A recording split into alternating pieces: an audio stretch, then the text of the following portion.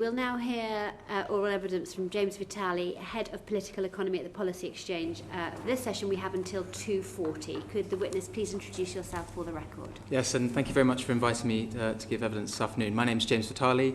I'm Head of Political Economy at the think tank Policy Exchange. I work on a number of areas, including economics, housing and regulatory reform. If I may, very briefly, Chair, just by way of quick background, I recently authored a paper entitled The Property and Democracy, in which I argue for the value, socially and economically, of property ownership, both for democracy and capitalism. I address specifically leasehold reform in that as part of the broader question. And my main interest in this bill is the enfranchisement process. Thank you very much. I call Andy Carter, please. Thank you very much, Chair. In the paper that you've just talked about there, you stress the importance of enabling leaseholders' enfranchisement to expand the number of people with authentic property rights. Do you believe this bill will make it cheaper and easier for leaseholders to buy their freehold? Yes, so I think the first point to make is that I think leasehold is effectively a simulation of ownership. If you imagine that ownership comes as a sort of package of rights and responsibilities, leaseholders lack many of those rights and responsibilities. And I think this bill will make meaningful improvements in the situation of leaseholders. I think there are also some practical improvements that could be made to the bill to give practical effect to its intent. And I'm happy to go into those. Yeah. Yes, of course. So there's a couple in particular, one that's been raised by Mr. Gardner already in the evidence sessions for this committee. It concerns mixed-use buildings. I think it's great that the threshold is being increased to 50%, and I think that will bring a lot of leaseholders into the scope of potential enfranchisement. But as it stands, there is this provision in the 1993 Leasehold Reform Act concerning structural dependency rules, so shared plant rooms and things like that. And effectively, as it stands, the provisions in that Act will disqualify people who get to the threshold but share service and plant rooms with maybe a commercial unit in the building. And so I think that section in the 93 Act should just be removed. There's already a sort of framework for cooperation between commercial units and residential units in mixed buildings when it comes to services, and I think that it should be relatively straightforward to create a framework for cooperation with this bill. Okay, thank you. Thank you, Andy. Barry Gardner.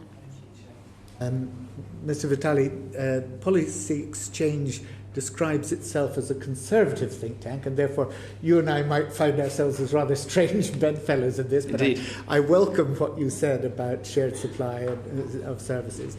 I wanted to ask you more about, because this whole section is really about competition, free markets and so on.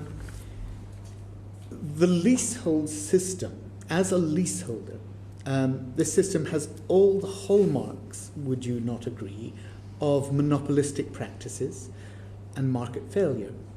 It's got a lack of choice, it's got uncompetitive prices, it's got high barriers to entry, it's got an inability to substitute a service, all of which are, if I can say, the standard accusations that a conservative think tank might make of an unfree market.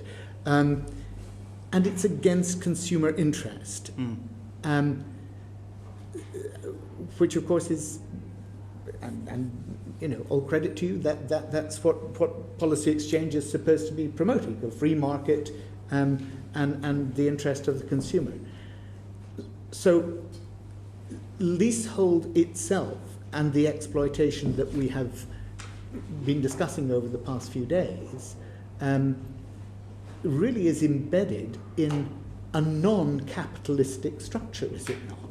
Yeah, I quite agree. I think one of the cases I make in the paper I mentioned is that not only is ownership becoming more concentrated to a narrow stratum of society, I think also the type of ownership that we're offering the aspirant is almost thinner. It's being thinned out.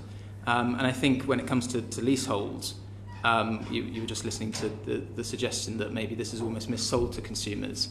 I think aspirant property owners are being missold when it comes to leasehold. They think they're buying into a genuine form of property ownership. But in many ways, as I mentioned at the start, they lack the rights and responsibilities that should come with an ownership tenure. So I completely agree. Thank you. And freeholders in that sense, particularly over something like ground rent, are really a rentier class because they're not providing a service in return for the revenue stream that they're cashing in on. Yeah, charges should be connected to the provision of a service, so I think ground rents should be reduced to a peppercorn, and charges should be made through this new and very sensible regime that's being proposed in the bill for how charges are requested and demanded. Yeah. And often it's said by that rentier class, God, I can't believe we're agreeing quite as much as this, but this is wonderful stuff.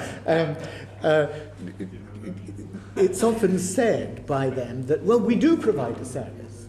But of course, that is to conflate and confuse the service that's provided by a managing agent, which of course could be equally well performed by an enfranchised community who have the right to manage their own block. And what is actually the domain of the freeholder is simply the accumulation of the ground rent, is it not? Yeah, I'm not sure it's... I think the key here is whether the leaseholder has choice in who is providing the service, what service they're providing. That's the key thing, and any free market is any functional free market is based on strong property rights and competition.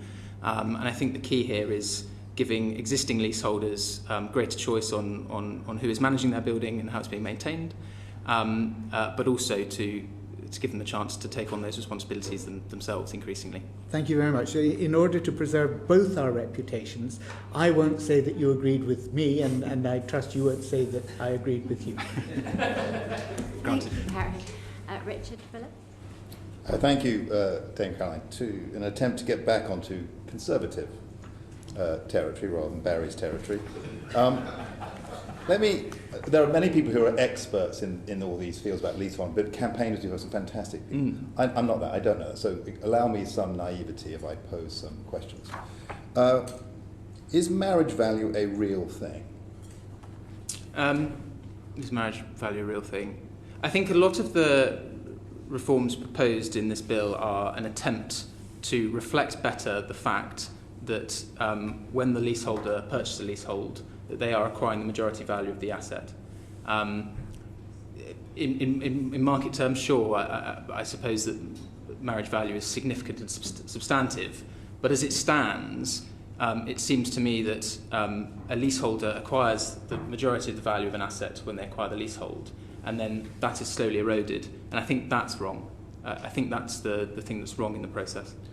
Well, that didn't quite answer my question. So my question was, is marriage value a real thing? So it could be large, it could be small. My question was, can you describe what it is, and do you perceive that it's a real thing? That is, I mean, I've read something about some vases. I don't know why we have these vase analogies in, but I kind of get it. You've got vase A and vase B. Apparently they have to be Chinese in the explanation. And you put them two together, and when you've got the two, it's more valuable than them separately. So is that a real thing? Do you understand that as a source of value?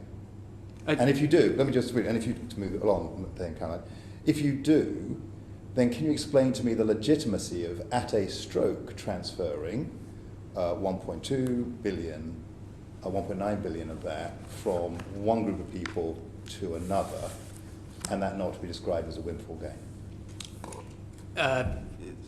Tricky question. In the sense that I think that a property which, in the sense that acquiring some property of which you have genuine rights and responsibilities for the management of it, the ability to benefit from it in the future, and the ability to control it, of course that form of property would be greater than if you're subject to charges and ground rent. On the point about the 1.9, I did take a sort of cursory look at the impact assessment. The 1.9 billion pound transfer of value from freeholders to leaseholders. I do think that is a legitimate decision for you as parliamentarians to make. about tenures in the UK, property rights in the UK. I think it's justified. Okay, and then final question, if I may, take around.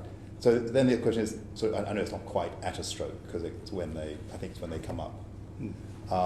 But was there any way of mitigating? Because it seems to me that when you take something away from one person in completely, and you can't actually say, well, if the value wasn't there, and I understand fee for service, but marriage value is different from that, that there's no other mitigation for the loss of that party.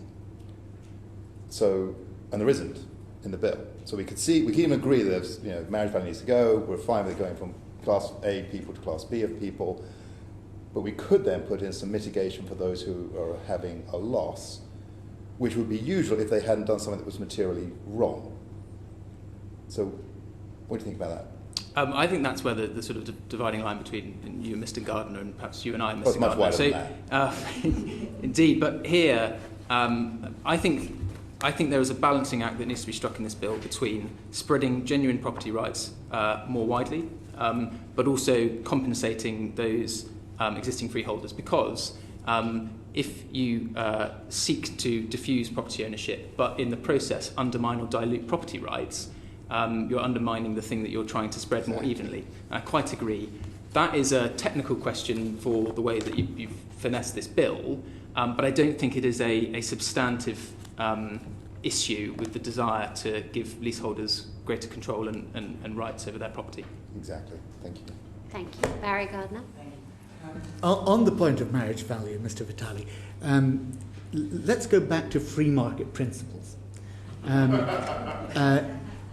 You and I would agree that a free market is one in which property is exchanged between or sold between a willing seller and a willing buyer, would you not? Mm. And of course, the argument that Mr. Fuller sought to put forward to you was based on the old cup and sauce, or the two vases, the pair of vases being more valuable than the one. But of course, in this situation, we don't quite have a willing seller and a willing buyer. We have an encumbered buyer because they are trammeled by the fact that they've lived in that property for the past 30 years and they now see it becoming worthless. And of course, when the Custons v. Hearts of Oak decision in 1967 went through, the government immediately came back in primary legislation and legislated to abolish marriage value precisely because of that purpose. And indeed, if I might impair my socialist credentials even further, it was Margaret Thatcher who sought to abolish it outright, and it was only the foolishness of the subsequent Prime Minister, John Major, that brought it back in for flats in 1993. Is that not your understanding of how a free market should actually work between a willing buyer and a willing seller? I will deflect and answer a slightly different question, maybe. It's interesting that the leaseholder enfranchisement process is kind of redolent and similar to right to buy. In that it's a no-fault compulsory purchase of an asset. The difference with right to buy is that compensating the state is a different consideration to private citizens who have property rights. All I would say is I think that it is very important in this bill that the compensation mechanisms are such that it doesn't feel like the thing we're trying to spread more equitably, property rights, are being diluted by the state.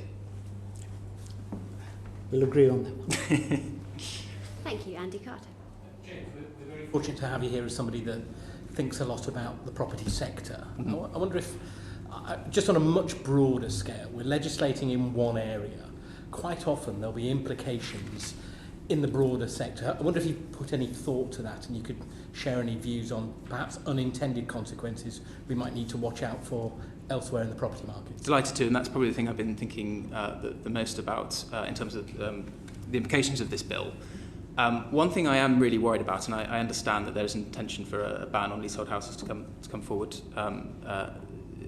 as part of this the report stage. I'm worried that what is going to effectively be created is a two-tier system of housing in this country, or tenure types between the countryside and our cities. It's very possible if we deal with houses and not the tenures for flats, that we will create secure, authentic property rights outside of our urban areas, and in our urban areas a slightly more precarious, maybe outdated type of tenure.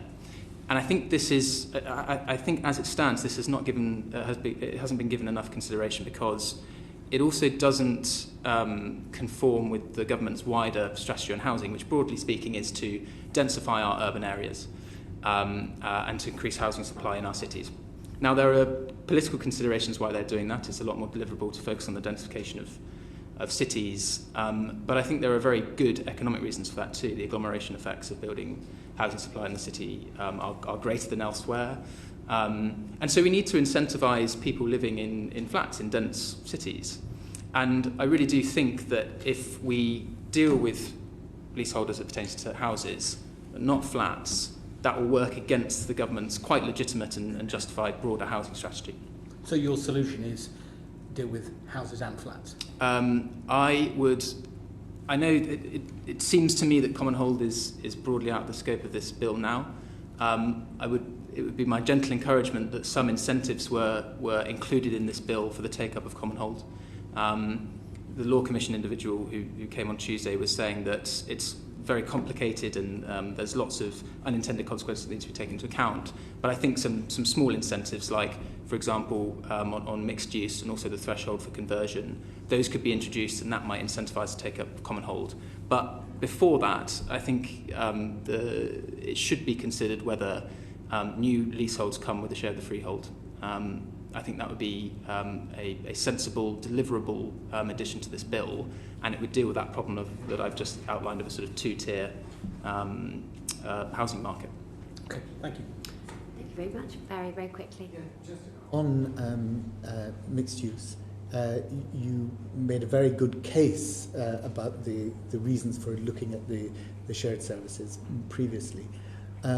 Would you be in favour of seeing this bill perhaps say that the threshold should not simply increase from 25 to 50%, but actually maybe to 75%? I haven't given that too much thought, I must say. 50% seems absolutely reasonable. I think actually, if I may, there are some practical issues getting to that 50% threshold in itself. I've heard stories about the process by which leaseholders whip around the building trying to get together enough. No, sorry, this is not about the number of people for an enfranchisement. This is on the shared services point that we discussed earlier.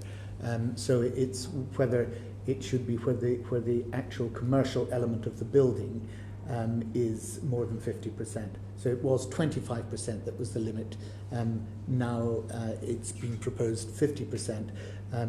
But actually, given that the right to manage would only apply to the leasehold part of the building, it would seem fair that that should be as high as, say, 75% commercial, 25% leasehold, because at the moment it's one person, the freeholder, who is the counterparty for the shared services. In this case, it would be the managing agent of the right to manage leaseholders.